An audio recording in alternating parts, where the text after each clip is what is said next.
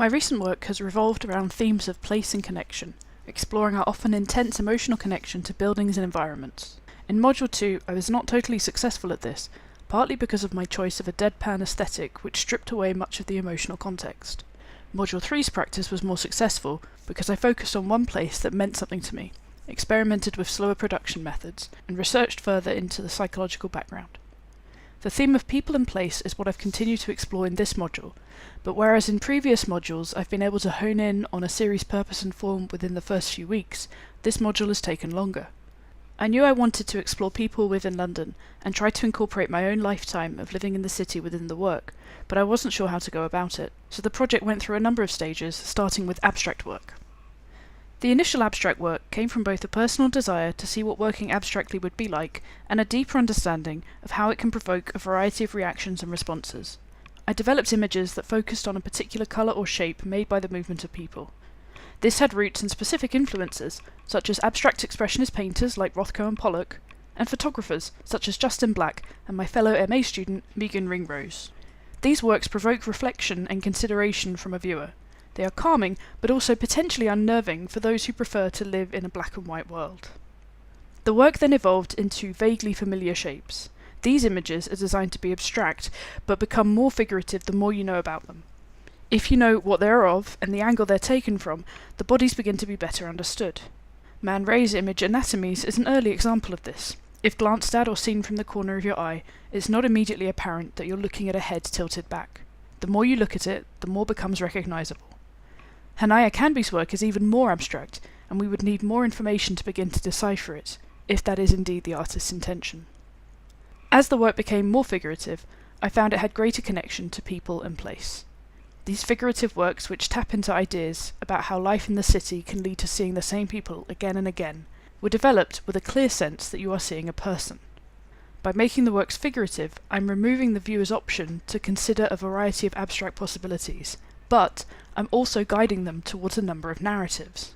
The figures represent the people I've seen and met over 30 years here, and for the viewer, they almost become blank canvases upon which they can imprint their own stories. Aesthetically, these images have been influenced by shadow work and long exposure body movement work, such as these images by Vangelis Paterakis. Certain elements, like the body reflections, are influenced by works like Cartier-Bresson's seminal piece Behind the Gare Saint-Lazare, doubling the interest and opening up the possibilities of parallel worlds or sinister body doubles. The figurative works provoked positive reactions, but I worried that the work had become somewhat removed from London. It had begun to move towards a consideration of what Jung might describe as archetypes, generalizations of types of people you meet on the streets. However, the aesthetic I was developing removed the people from the locations they were found in, which removed the link between people and place that I had initially been keen to investigate. Adapting and changing practice is good, but I wondered whether I'd lost something. To confirm to myself that I should continue to follow the figurative work, I looked at other photographers to try alternative techniques.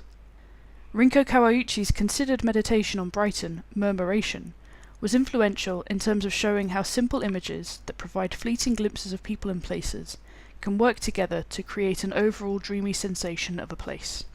And Atta Kim's long exposure work in cities explored how a meditative experience for a photographer can translate into an image. Taking inspiration from both, I worked in a slower and more careful way with a 35mm camera. The results were strong, but did not engage with the subjects in the same way my figurative work had. This felt more like images clearly set in a specific time and place, which did not work with my growing desire to try to encapsulate a lifetime of experiences with people in the city. I was becoming more and more drawn to the idea of infinitive time, rather than a particular frozen moment.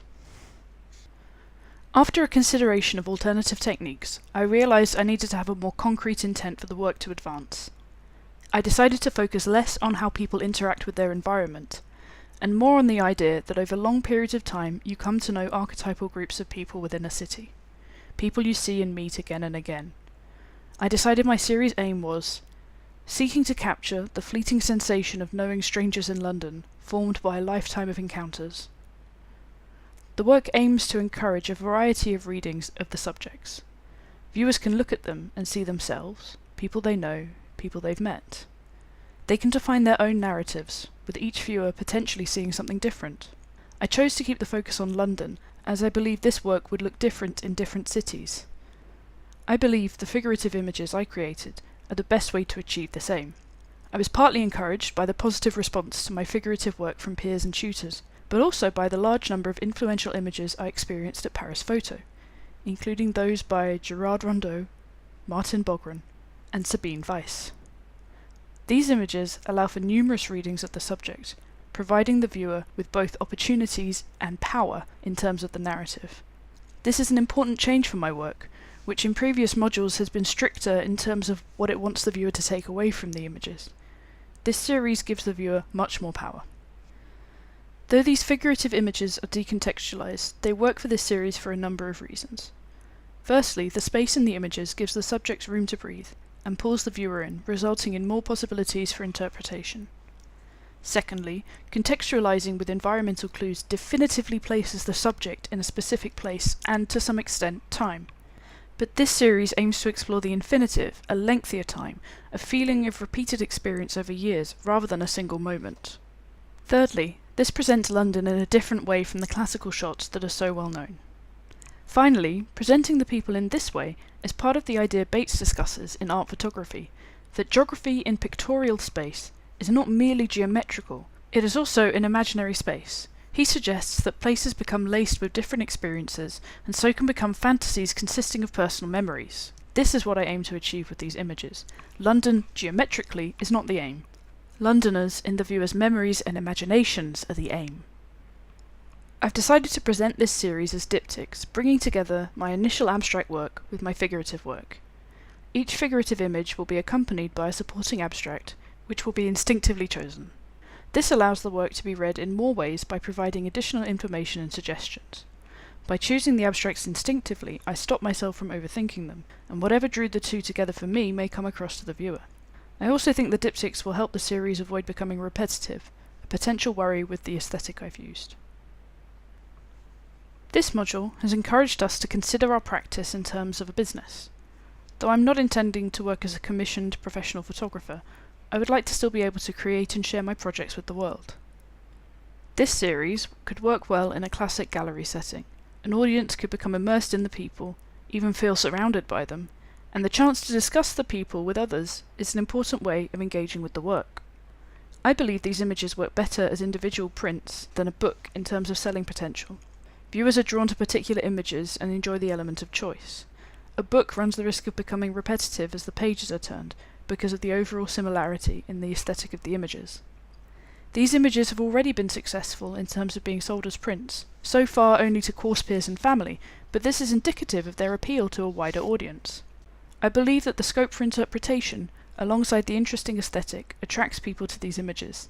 They can see them hanging in their homes, and can see themselves finding the images repeatedly engaging. In terms of selling the work, in addition to a gallery exhibition, Instagram would be a good place to advertise the prints. Though London is an incredibly common topic on Instagram, these images are different to common London shots. They stand out clearly as art photography. By promoting the work both in a gallery setting and through Instagram, it should appeal to a wide audience. I believe people living in London would be the primary audience, as the work is designed to tap into their memories and emotions. However, others would engage with it also. I also feel this work would sell well as prints at local fairs, and I'm looking into exploring this option next spring. The question becomes, would I sell these images as diptychs, or offer the chance to buy a print of just one of the images? I feel that a non-expert audience could be put off by the diptych, as they are more of an unknown method of display, and people may not be able to visualize displaying it in their home. There is also the question of how to frame the diptychs, separately or together. I found framing images together incredibly effective in terms of linking the works both physically and psychologically, as can be seen in Arnaud Lesage's work Anatopes. By placing the images in the same frame, he forces the viewer to read them together, and the vertical alignment allows for a variety of reading within the frame, as opposed to a classic left-right reading when horizontally placed. My intention is to place the diptych within one frame, but have the abstract image be smaller than the figurative, to visually highlight that the figurative is designed to be the main image.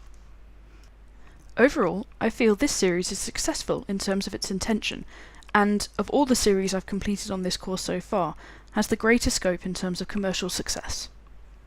Thank you for listening.